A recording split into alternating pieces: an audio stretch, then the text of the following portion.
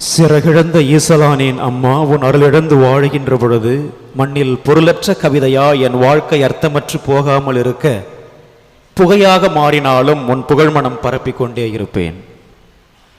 கிறிஸ்து இயேசுவுக்குள் எனக்கு பிரியமான சகோதரர்களே, சகோதரிகளே, புனித ஆரோக்கிய அன்னையின் அன்பு பிள்ளைகளே, ஒவ்வொரு மனிதனும் இரட்டை கதைகளோடு வாழுகிறான். ஒன்று அவன் வாழும் கதை, இன்னொன்று அவன் வாழ நினைக்கும் கதை. நாம் எந்த கதையில் பயணிக்கிறோம் என்பதை சிந்தித்து கொண்டே இருப்போம். சில வருடங்களுக்கு முன்பாக சென்னை மாநகரில் ஒரு இந்து தம்பதியினருக்கு ஒரு அழகான ஒரு குழந்தை எப்படி கிடைக்கிறது என்றால், திருமணமாகி பல வருடங்கள் குழந்தை இல்லாமல் கஷ்டப்பட்டு வேதனைப்பட்டு என்ன செய்கிறாங்க, ஒரு நாள் சந்தனமாதா ஆலயத்திற்கு செல்கிறார்கள். நமக்கு தெரியும், சந்தனமாத ஆலயத்திலே யார் ஒருவர் குழந்தை வரம் கேட்கிறார்களோ அவர்களுக்கு குழந்தை பாக்கியம் நிலைக்கும், கிடைக்கும், நம்முடைய நம்பிக்கை. அதே போல் அந்த இந்து தம்பதியினர் சந்தனத்தாய் ஆலயத்திற்கு சென்று ஜெபிக்கிறார்கள். கடவுளுடைய அளப்பரிய ஆசீர்வாதத்தால் ஒரு அழகான ஒரு ஆண் குழந்தை பிறக்கிறது. ஆண் குழந்தை பிறந்தாலும் கூட அந்த குழந்தை கண்ணு திறந்திருக்குது, மூச்சு மேலும் கீழே போயிட்டு வருது.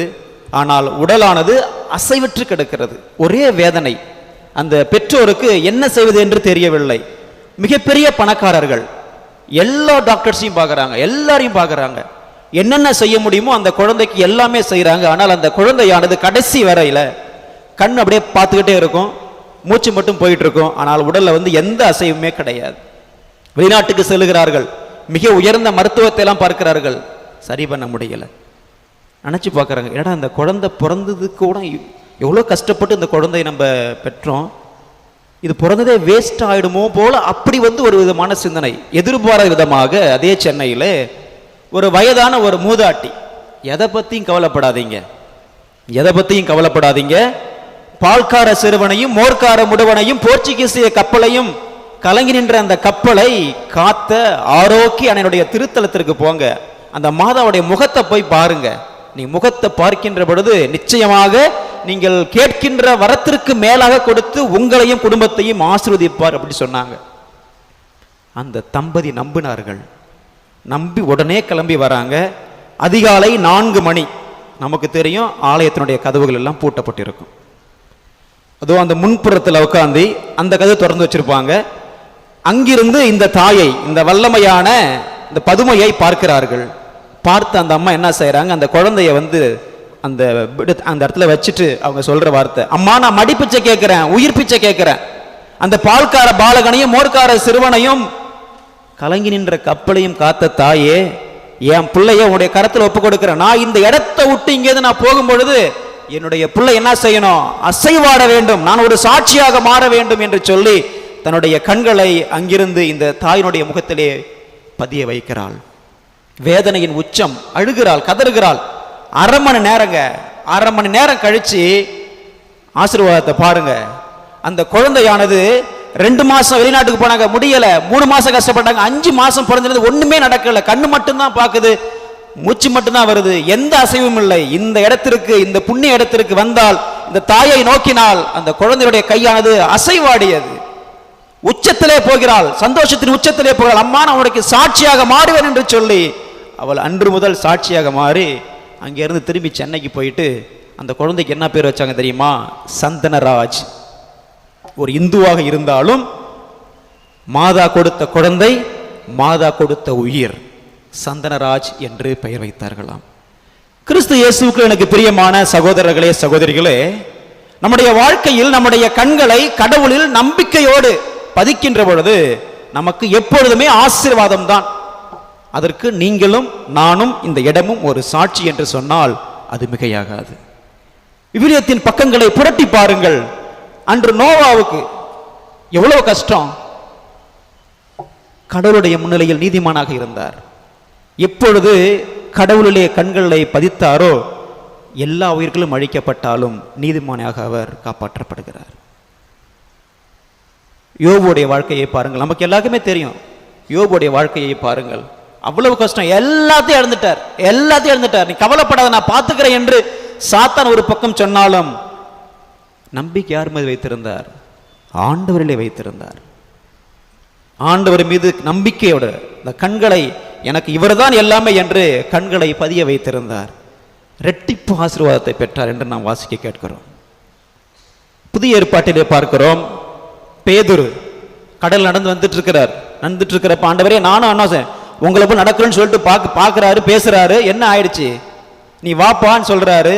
வாப்பான்னு சொல்லி கடவுளை பார்க்காம கடலை பார்க்கிறாரு, உள்ள போறாரு. கடவுளை பார்ப்பதற்கு பதிலாக கடலை பார்த்ததால் உள்ளே செல்கிறார். ஒருவேளை கடவுளை பார்த்திருந்தால் நிச்சயமாக அவர் மூழ்கி இருக்க மாட்டார், பயப்பட்டிருக்க மாட்டார். நம்ம என்ன செய்யணும்? நம்முடைய கண்களை கடவுளிலே பதிய வைக்க வேண்டும்.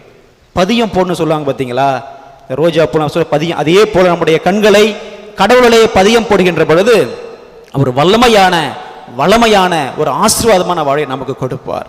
அதற்கு பேதுரு ஒரு மிகப்பெரிய சாட்சி. பிற்காலத்தில் நினைச்சு பாருங்க, அன்னைக்கு அவருக்கு வேதனைப்பட்டாலும் பிற்காலத்தில் திருவையினுடைய தலைவராகவே மாற்றப்பட்டிருக்கிறார். காரணம், அவர் கண்களை கடவுளிலே, ஆண்டவர் இயேசுவிலே பதிய வைத்திருக்கிறார்.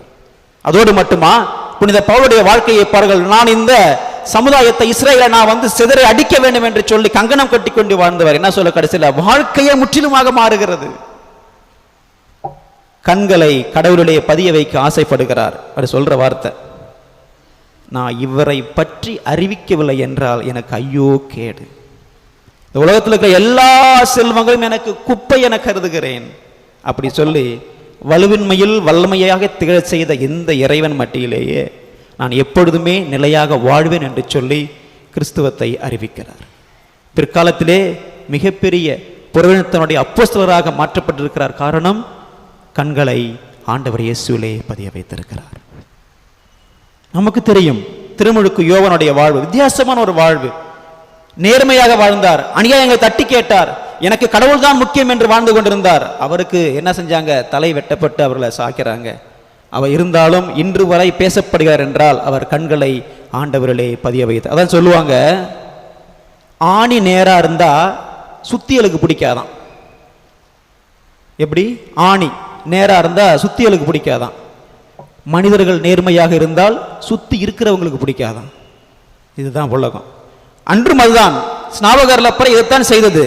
இன்று நாம் விழா கொண்டாடுகின்றோமே, புனித Arulanandar John de Britto Spain நாட்டிலேருந்து, லிஸ்பன் நாட்டிலேருந்து எல்லாத்தையும் கற்றுக்கொண்டு நம்முடைய தமிழ் மக்களுக்காக தன்னுடைய உயிரை நீத்தார். என்ன தட்டி கேட்டார்? நீ செய்வது சரிகளை என்று தடியத்தேவரை தட்டி கேட்கிறார். கடைசியிலே வாழ்க்கையை மறை சாட்சியமாக மாறுகிறது. அவர் எதை பத்தியும் கவலைப்படல. நீங்க என்ன செஞ்சாலும் சரி, நான் என்னுடைய கண்களை ஆண்டவரிலே பதிய வைத்து விட்டேன், ஆண்டவருக்காக நற்செய்தி பணி ஆற்ற வந்து விட்டேன், அவர் என்னை பார்த்துக் கொள்வார் என்று சொல்லி முழுமையாக அவர் நம்பினார். இருந்தாலும் கூட இன்னும் வாழ்கிறார். நம்பிக்கையோடு ஆண்டவரிலே நம்முடைய கண்களை பதிய வைக்க வேண்டும். அதான் சொல்லுவாங்க, happiness is not the absence of difficulties but the presence of God என்று சொல்லுவார்கள். நம்முடைய வாழ்க்கையிலே மகிழ்ச்சி என்பது கஷ்டம் இல்லாமல் இருக்கிறது கிடையாது, மாறாக கடவுளுடைய பிரசன்னத்திலே வாழ்வதுதான் மகிழ்ச்சி. அருமையான ஒரு வார்த்தை. happiness is not the absence of difficulties but the presence of God. நான் சொன்ன எல்லாருமே உணர்ந்தவர்கள் பாருங்க. அதே போல இந்த 12 ஆண்டுகளாக ரத்தப்போக்கினால் வருது எல்லாருமே பார்த்துட்டாங்க. நீங்க அந்த மார்க் நற்செய்தியை படிச்சு பாருங்க, அழகாக போட்டிருப்பார்கள். அவர்கள் எல்லா மருத்துவத்தையும் பார்த்தாலும் எல்லா மருந்துகளையும் செய்தார்கள், ஒன்றும் சரியாகல. யாரை பார்க்கறாங்க? கடவுளிலே, ஆண்டவர் இயேசுவிலே தன்னுடைய கண்களை பதிய வைக்கிறாள். என்ன நடக்குது? புதுமை நடக்கிறது. 12 ஆண்டுகளாக ரத்தப்போக்கினால் வருந்த அந்த பெண்ணுக்கு அன்றோடு அந்த பெரும்பாடு நின்று விடுகிறது, சுகம் பெறுகிறார்கள். யாயிருடைய மகள் 12 வயது சிறுமி என்ன சொல்றாங்க தெரியுங்களா? இந்த வாழ்க்கையில இந்த சாவும் நோயும் தான் மனிதனை முழுமையாக வாழ விடாம இருக்கிறது. இந்த இடத்துல சாவு. 12 வயசு சிறுமி, இந்த அம்மாவுக்கும் 12 ஆண்டுகள்.